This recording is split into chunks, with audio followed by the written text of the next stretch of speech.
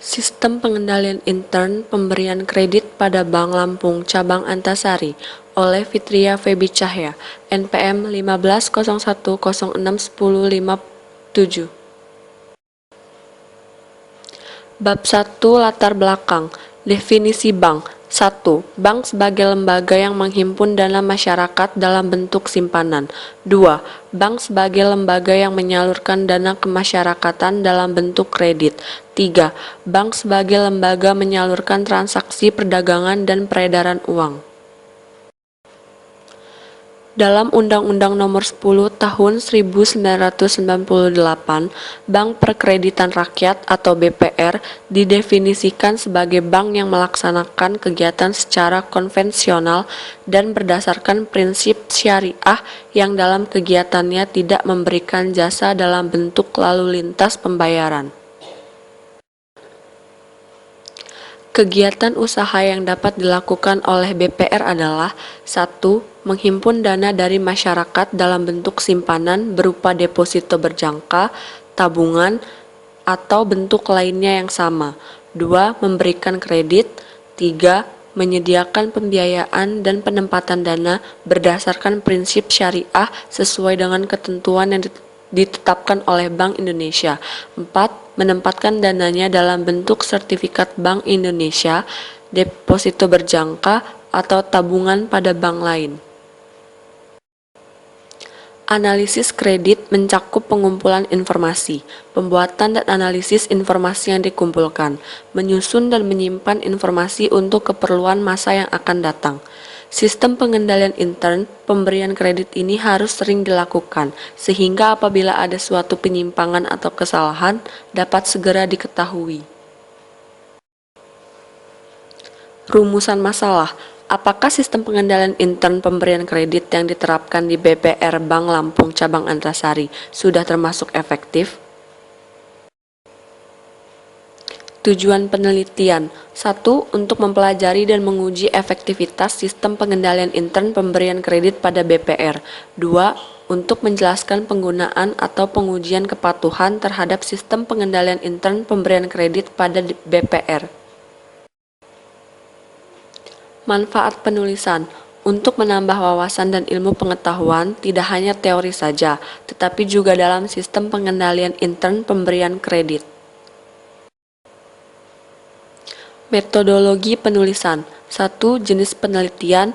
2. Lokasi penelitian. 3. Metode pengumpulan data. 4. Analisis data. Sistematika penulisan. Bab 1 pendahuluan. Bab 2 landasan teori. Bab 3 metodologi penelitian. Bab 4 analisis data dan pembahasan. Bab 5 penutup. Bab 2 landasan teori. 2.1 Sistem pengendalian intern. 1. Pengertian sistem pengendalian intern. Pengertian sistem menurut Mulyadi, sistem adalah jaringan prosedur yang dibuat menurut pola yang terpadu untuk melaksanakan kegiatan-kegiatan pokok perusahaan. Biasanya melibatkan beberapa orang dalam satu departemen atau lebih yang dibuat untuk menjamin penanganan secara seragam transaksi perusahaan yang terjadi secara berulang-ulang. Sistem pengendalian internal meliputi struktur organisasi, metode dan ukuran-ukuran yang dikoordinasikan untuk menjaga aset organisasi, mengecek ketelitian dan keandalan data akuntansi, mendorong efisiensi dan mendorong dipatuhinya kebijakan manajemen. 2. Tujuan sistem pengendalian intern, menjaga aset organisasi, mengecek ketelitian dan keandalan data, mendorong efisiensi, dan mendorong dipatuhinya kebijakan manajemen. Unsur-unsur sistem pengendalian intern. 1. Lingkungan pengendalian. 2. Penaksiran risiko. 3. Informasi dan komunikasi. 4. Aktivitas pengendalian. 5. Keterbatasan sistem pengendalian intern. 2.2 Sistem pengendalian intern pemberian kredit. A. Pengertian sistem pengendalian intern pemberian kredit.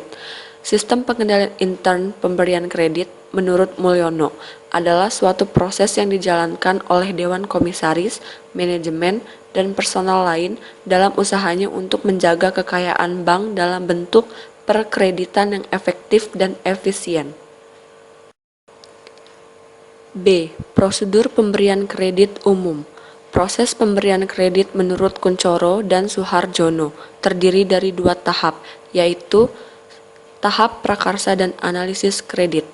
Proses prakarsa dan analisis kredit dilakukan oleh pejabat pemprakarsa atau penganalisa kredit yang meliputi kegiatan sebagai berikut. 1. Prakarsa dan permohonan kredit. 2. Analisis dan evaluasi kredit. 3. Perhitungan kebutuhan kredit. 4. Negosiasi kredit. 5. Pemberian rekomendasi kredit. B. Tahap pemberian putusan kredit. Pejabat pemutus pemeriksa dan meneliti kelengkapan paket kredit berdasarkan analisis dan evaluasi kredit yang dibuat oleh pejabat perekomendasi. Pejabat pemutus memberikan keputusan atas paket kredit tersebut.